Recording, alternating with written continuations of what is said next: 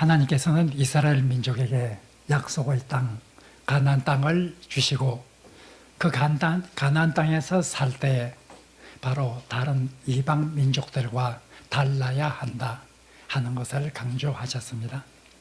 하나님께서 이방 백성과 달라야 한다고 하는 많은 것 가운데서 하나는 바로 하나님을 섬기는 방법에 관한 것입니다. 하나님을 어떻게 섬길 수 있는가 하는 것입니다.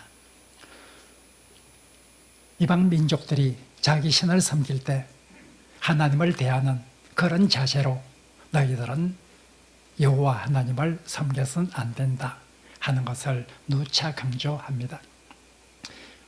오늘 본문은 바로 이방인들이 그 당시에 어떻게 자기의 신들을 섬겼던가 하는 데 관해서 그 단편을 잘 보여주는 말씀입니다. 이스라엘 민족은 이제 애굽에서 탈출해서 가나안 땅을 향해 가면서 거의 마지막 단계에 이르게 되었습니다. 그들은 모압 평지에 이르게 되었습니다. 그때 모압 왕 발락이 이스라엘 민족을 바라보았습니다. 굉장히 두려웠습니다. 왜냐하면 모압은 과거에 아모리 민족에게 크게 패퇴한 적이 있습니다. 그런데 옛날에 자기들이 패배했던 그 아모리 민족을 이스라엘 민족은 정복을 하였습니다. 그러니 자기가 패배했던 그 민족을 정복한 이스라엘 민족을 보면서 굉장히 두려워할 수밖에 없었습니다. 이런 두려움 가운데서 모압 왕 발락은 한 가지 계책을 생각합니다. 그것은 바로 발람이라고 하는 예언자를 데리고 와서 저 이스라엘을 보고 이스라엘 민족을 저주하면 그 저주가 임하여서 이스라엘 민족은 쇠잔하게 될 것이다. 이런 생각을 하였습니다. 그래서 많은 공을 들여서 이 발람이라는 사람을 데리고 옵니다. 발람은 유대인이 아니었습니다. 발람은 이방인이었습니다. 7절에 보면 바로 발락 왕이 나를 아람에서 데려왔다. 7절에서 그렇게 말하고 있습니다. 따라서 아마 이 발람은 아람 지역에 살았던 그런 하나의 종교인으로 보입니다. 이 발람을 데리고 와서 이스라엘 민족을 저주하도록 해야 되겠다. 그런데 하나님께서는 발람에게 계속해서 나타나셨습니다. 그리고 이스라엘 민족을 결코 저주해서는 안 된다. 내가 전하는 말 외에 너는 어떤 말도 해서는 안 된다 하고 하나님께서 계속적으로 발람에게 나타나셨습니다. 그래서 발람은 결국 발락이 원하는 대로 그런 저주를 내리지 못하고 하나님께서 원하시는 대로 이스라엘 민족을 오히려 축복할 수밖에 없었다 하는 것이 오늘 본문의 내용입니다. 우리가 생각할 것은 오늘 본문에서 특별히 1절에서 6절에 나오는 이 발람과 발락이 그 당시 하나님을 어떻게 섬기고 있는가, 신을 어떻게 섬기고 있는가 하는데 중점을 두고 같이 생각해 보고자 합니다. 그들이 하나님을 섬기고 하나님께 제사하고 하나님께 제물을 드리던 이런 방법은 하나님께서 원하시는 그런 방법과는 전혀 다른 것이었습니다. 우선 첫째로 그들이 제사를 드리고 제물을 드린 이런 모습은 우리가 제사를 드리고 제물을 드리면 하나님이 기뻐해서 마음이 즐거워져서 우리의 소원을 다 들어주실 것이다. 이런 생각을 가지고 있습니다. 오늘 본문에 보면 이제 발람이 모압 왕 발락에게 7 제단을 준비해달라. 그리고 7 숫송아지와 7 순양을 준비해달라. 이렇게 요청을 합니다. 그래서 이제 이 발람의 요청대로 발락이 7 제단과 7 숫송아지와 7 순양을 마련했을 때 이제 그곳에서 제사를 드리게 됩니다. 각 제단에 한 마리의 숫송아지와 한 마리의 순양을 하나님께 제사합니다. 이 양은 상당히 많은 양이죠. 7 제단을 쌓았다. 각기 다른 7개의 제단을 따로따로 쌓아서 그 제단 하나하나에서 각각 제물을 드리는 이런 모습은 이스라엘 전통 속에서는 찾아볼 수가 없는 전통입니다. 7개의 제단을 쌓고 각 제단에 숫송아지 한 마리와 순양 한 마리씩을 드렸다 하는 것은 굉장히 많은 제물을 드린 것입니다. 보통 신탁을 얻기 위해서 자기 신들에게 제물을 드릴 때보다 훨씬 많은 이런 제물을 드렸습니다. 그들의 생각에는 많은 제물을 드리면 하나님께서는 그만큼 마음이 흡족할 것이고 그만큼 하나님의 마음이 흡족하면 우리가 원하는 그런 어떤 신탁을 하나님께서 주실 것이라 이렇게 생각을 했습니다. 이젠 그렇게 제사를 드린 후에 발락에 말합니다. 당신 왕은 이 제단 곁에 서 있어소서. 나는 이제 하나님의 신탁을 받기 위해서 언덕길로 가겠습니다. 그곳을 떠나서 다른 곳에 가서 하나님을 만나서 하나님의 신탁을 받을 이런 기대를 가지고 그곳을 떠나갑니다. 그때 여호와 하나님이 나타나셨습니다. 오늘 4절에 보면 하나님을 만나자 이 발람이 맨 처음 하는 말이 내가 7제단을 쌓고 숫송아지 7과 순양 7을 하나님께 드렸습니다. 자기가 지금 이렇게 하나님께 큰 예물을 드렸다. 이 말 속에는 이제 하나님께서 나에게 내가 드린 예물에 응답해서 나에게 좋은 신탁을 주실 차례다. 이런 의미가 깔려져 있습니다. 바로 이 발람이 하나님께 드렸던 제물은 하나님의 호의를 얻어내기 위한 이런 수단이었습니다. 그 예물을 드린 동기가 아주 이기적인 동기였습니다. 하나님께 감사해서 드린 것이 아니라 내가 이렇게 드리면 하나님께서 더 좋은 것으로 나에게 갚아주실 것이다. 어떤 하나님께서 자기에게 주실 그 반대급부를 생각하고 이렇게 제사를 드립니다.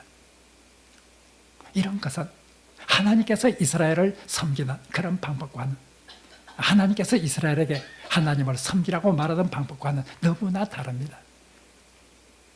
우리가 마치 자녀가 부모에게 선물을 하면서 그 부모에 대한 감사와 사랑의 마음으로 드리는 선물이 되어야 될 텐데 아주 이기적이고 계산적으로 내가 이렇게 이 선물을 우리 부모에게 드리면 우리 부모는 마음이 기뻐서 더 큰 것으로 나에게 무엇인가 줄 것이다.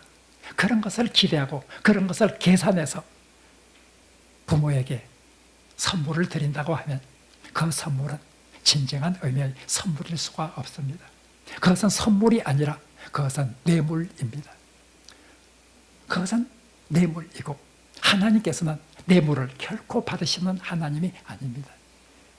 우리가 하나님께 드리는 그 목적이 선하고 아름다워야 되는데 무엇인가 내가 드리면 더 큰 것으로 받을 수 있다고 하는 그것을 계산해서 그런 계산적인 의도로 이기적인 의도로 하나님께 무엇인가 드린다고 하면 그것은 결코 하나님께서 받으시는 그런 제물이 될 수 없을 것입니다.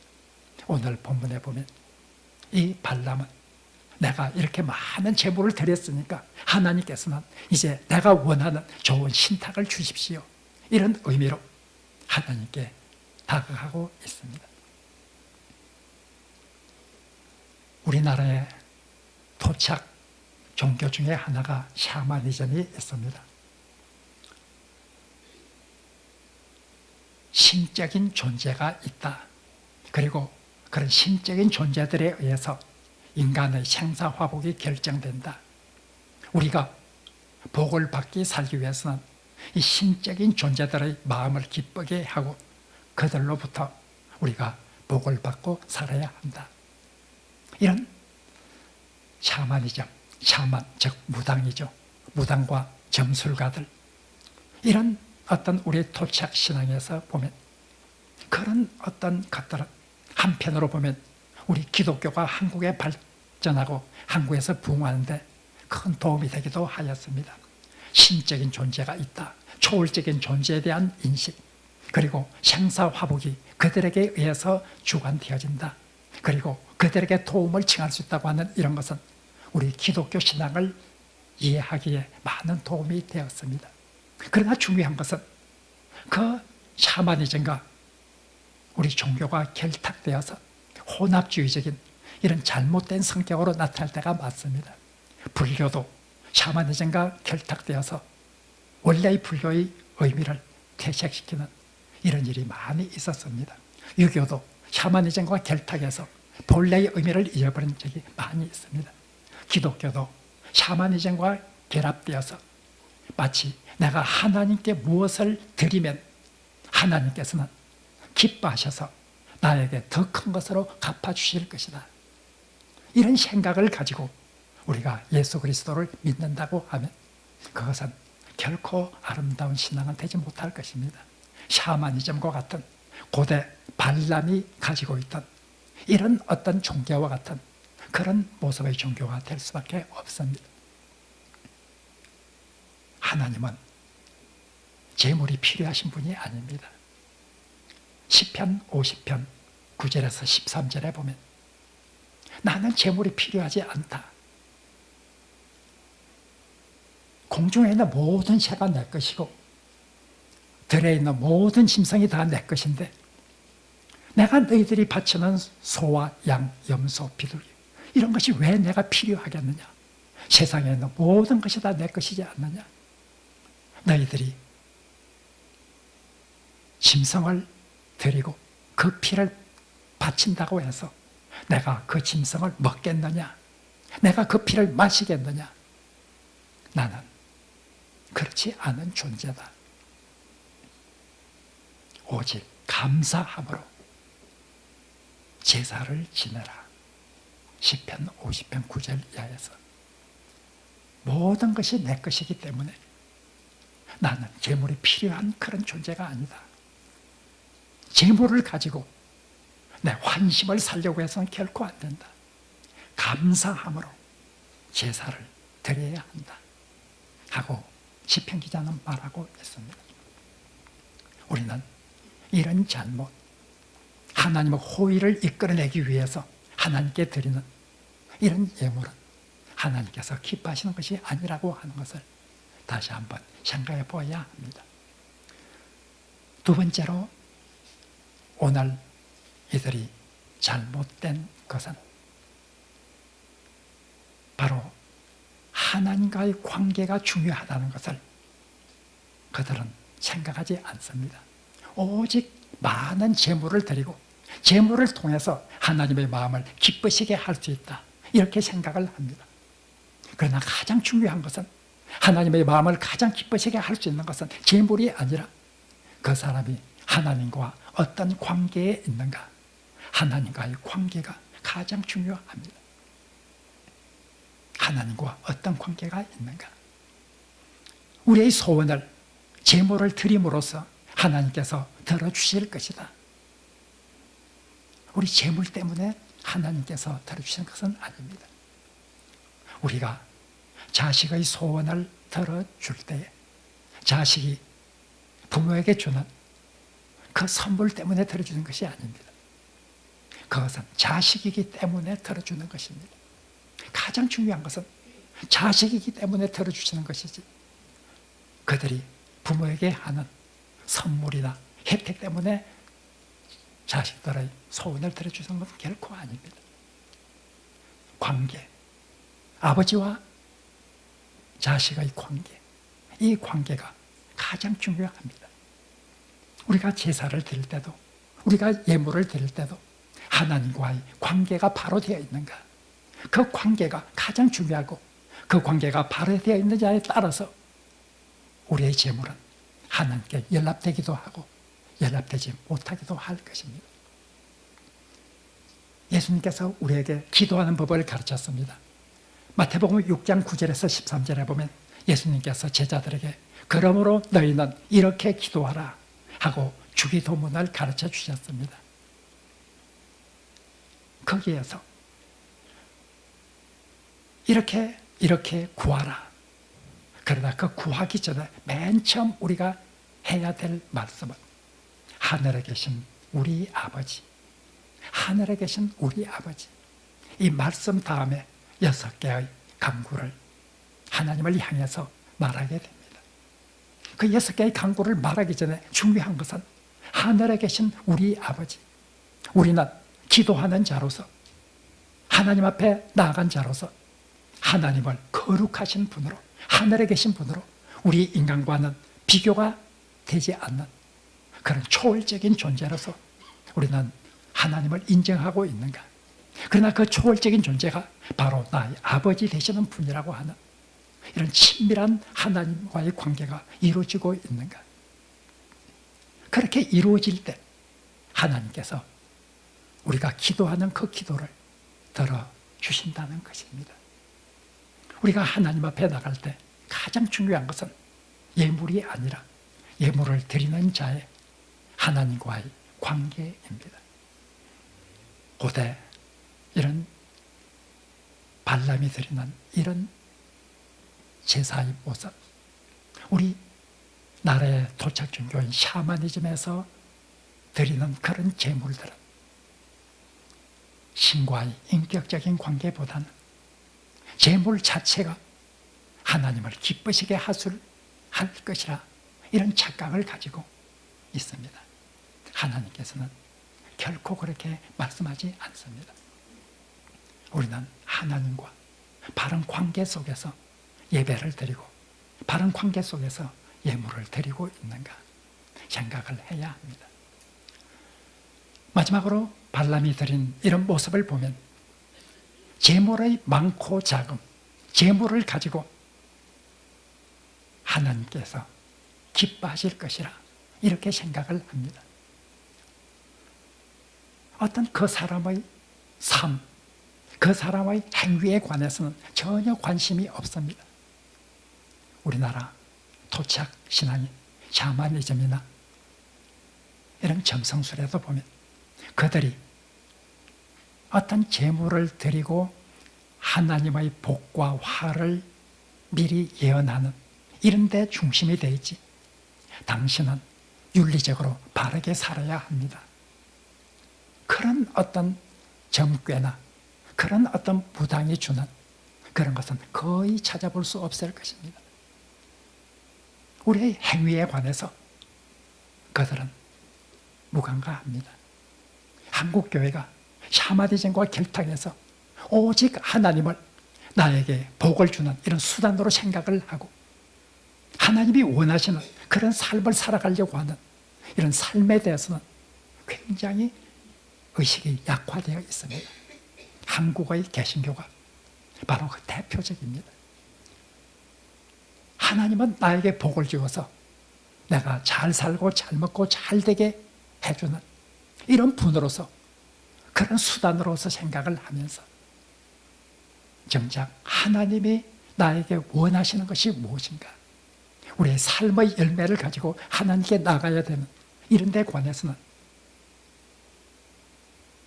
강한 의식을 가지고 있지를 않습니다. 그래서 한국교회 교인들은 많은 비그리스도인들로부터 비난을 받게 됩니다. 이사야 1장 11절 이하에 보면 하나님께서 굉장히 고통스럽게 이스라엘 백성들에게 말합니다. 제발 내 성전에 와서 제사 좀 그만 드리면 되지 않겠느냐. 성회라고 해서 성전에 와서 여러 가지 제물을 드리는 그런 일 좀 안 할 수는 없느냐. 나는 지쳤다. 너희들이 드리는 그 수많은 제물에 관해서 나는 너무나 지치고 너희들이 바치는 그 제물 때문에 나는 너무나 고통스럽다. 성회와 아울러 악을 행하는 것을 나는 참아 볼 수가 없고 참아 견딜 수가 없다. 세상에서 악을 행하고 살다가 성회가 되어서 성전에 와서 제사를 드리는 그런 모습, 그 모습은 정말 참기가 어렵다 하고 말하고 있습니다. 이런 이사야에 나온 이런 말씀은 아모스 5장에서도 그대로 반복이 됩니다. 아모스 5장에서도 아모스 선지자는 하나님의 말씀을 받아서 너희들이 드리는 제사를 거쳐라. 비파 소리도 거쳐라. 나는 이제 너희들이 드리는 거기에 정말 신물이 났다. 너희들이 할 일은 공의를 물같이, 정의를 마르지 않는 물같이 그렇게 행하면서 나에게 나와야 한다 하고 말하고 있습니다. 우리의 재물이 아름다운 재물이 되기 위해서는 우리 삶의 열매와 함께 하나님께 가지고 나가야 합니다. 우리의 삶의 열매를 함께 가지고 안다고 하면 우리의 재물 자체만 가지고 하나님을 기쁘게 할 수는 없을 것입니다. 그러므로 바울은 로마서 12장 1절에서 2절에서 다음과 같이 말하고 있습니다. 내가 하나님의 모든 자비하심으로 너희를 권하노니 너희는 너희 몸을 하나님이 기뻐하시는 거룩한 산 제사로 드리라. 너희 몸을, 너희 몸의 열매, 그 삶을 가지고 하나님께 예배를 드리라. 너희는 이 세대를 본받지 말고 오직 마음을 새롭게 하여 변화를 받아 아버지의 선하시고 기뻐하시고 온전하신 뜻이 무엇인지 분별하도록 하라. 하나님이 기뻐하시는 제물이 되기 위해서 우리는 우리의 삶의 열매를 가지고 하나님께 나아가야 합니다. 우리의 예물 속에는 하나님을 사랑하는 마음, 이런 인격적인 마음과 우리의 세상에서 살았던 그 삶의 열매를 담아가지고 하나님께 예물을 드리고 나아갈 때 하나님께서 그 예물을 통해서 영광을 받으실 것입니다. 우리 사랑의 빛교회에서 드리는 예배와 사랑의 빛교회에서 드리는 예물들은 바로 이러한 예배가 되고 이런 예물이 되어서 요한복음 4장에서 말씀하신 대로 하나님은 지금 예배를 잘 드리는 자를 찾고 있다. 하나님은 영과 진리로 예배하는 자들을 찾고 계신다 하고 말씀하신 것처럼 이런 하나님의 찾고 계심, 이 하나님의 찾고 계시는 눈에 우리 사랑의 빛교회가 발견되어지는 하나님의 놀라운 은총이 있기를 간절히 바랍니다.